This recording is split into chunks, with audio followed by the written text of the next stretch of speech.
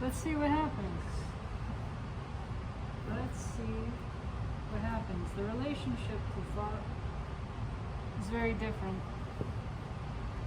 when it's observed and things are just moving through and there's no real connection to them. Except the observation, there's a witness, there's a listening. It's just experiencing.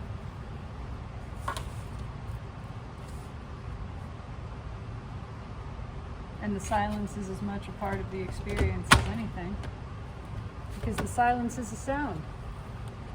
Have you noticed? Or maybe that's just my observation. The silence has a presence. The stillness has emotion.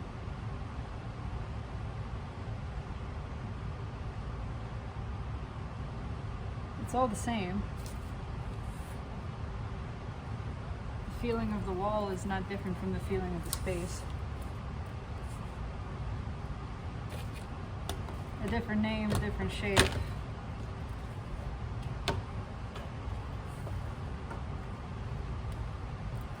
But underneath, it's the same.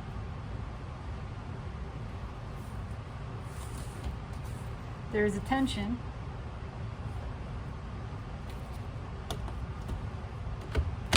A thing that doesn't like attention. A thing that is afraid to speak wrong, but is not speaking at all, really. No one is speaking, the speaking is happening, and quite freely. The speaking and the listening become one. Presence.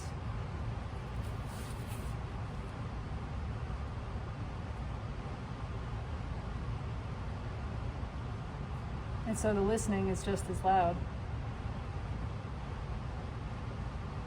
just as living, just as free and easy as the rest, because all of it is listening. There are words falling out that sound like sounds that are different from the sound of silence. They are not.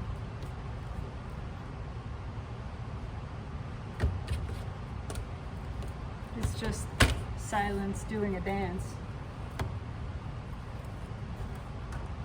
Because that silence and that stillness is aliveness, and it's never still, even when it is. Rest is just a state of motion. The motion does not stop.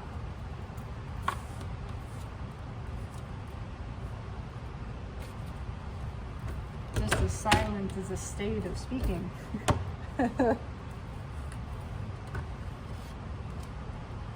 Just another sound. A version of sound.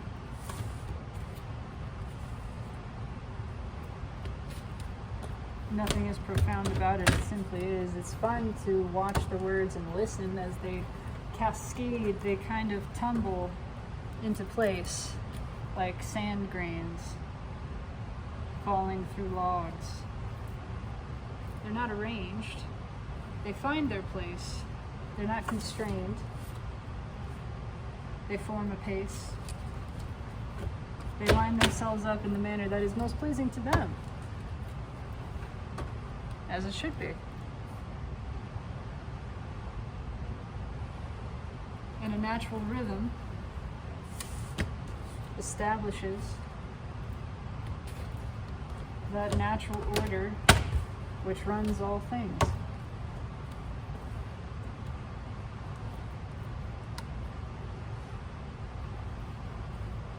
Sometimes water rushes, sometimes it trickles.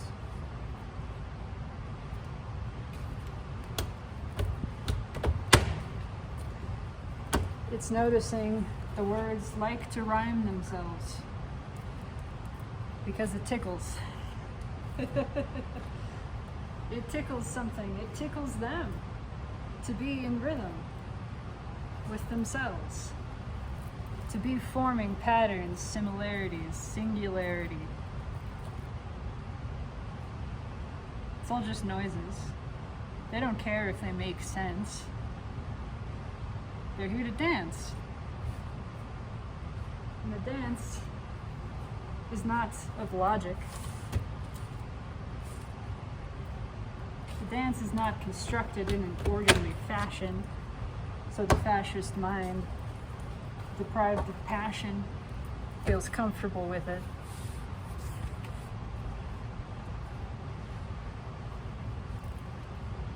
The dance is dancing in the way most pleasing to itself.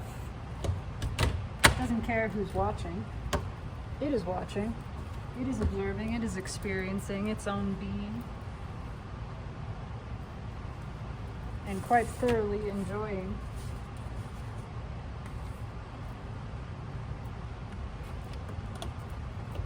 It is the mind which feels a pressure to perform, to fit the mold, the bill, to fill the status quo. But even that is observation and observable. And a curious thing, when the mind becomes aware of itself, it begins to quiet.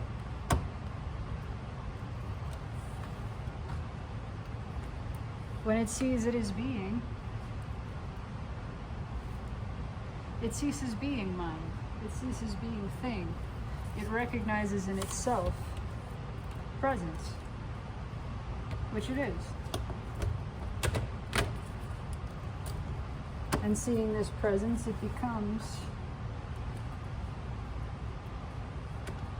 softer. It becomes the stillness that it has sought for so long. But again, that stillness is still emotion. It is not emotionless. And that silence is still a sound. And even in the wordlessness of presence, everything is resounding. There is an echo, a chorus, reverberation growing stronger.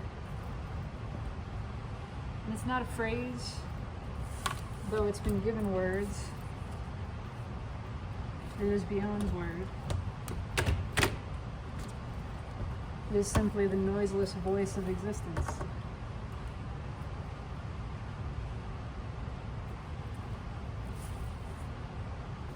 The words delight in not making sense. They would prefer not to. They would rather not be made sense of, for that would be to flatten them out of experience into concept.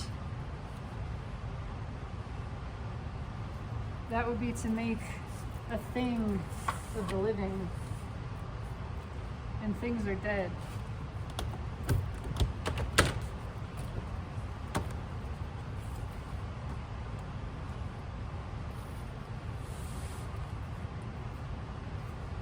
The words just want to be. They want to bring the gravity that they are.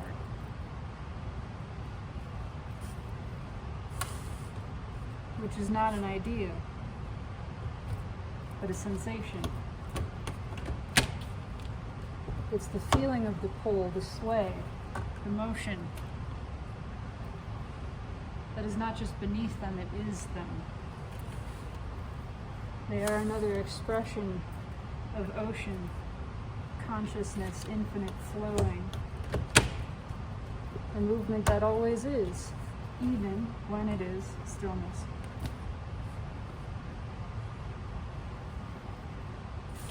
So this itself is an experiment in observation, seeing what arises. Nothing that is planned, nothing that is personal.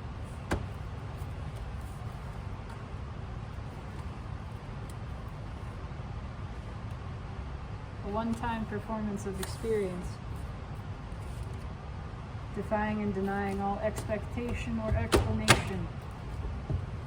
There are no such things.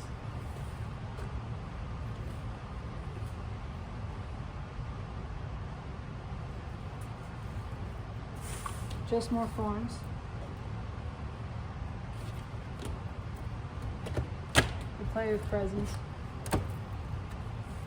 And all of it is as it should be.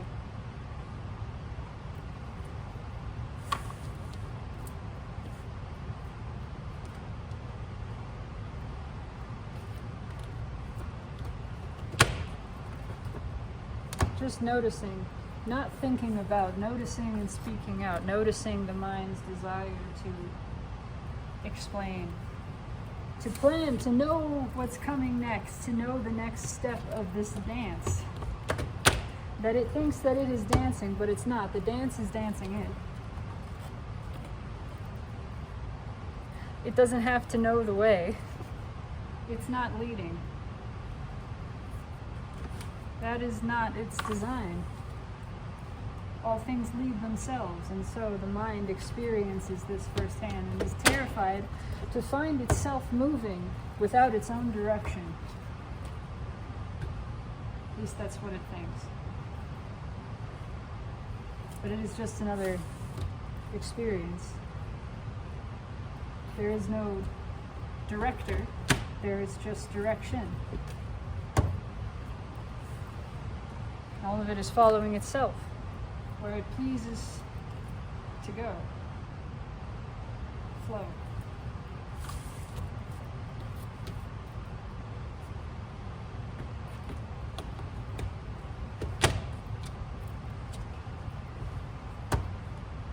This terrifies the mind. It feels like a wild ride. And yet at the same time, it is so clearly delighted by it.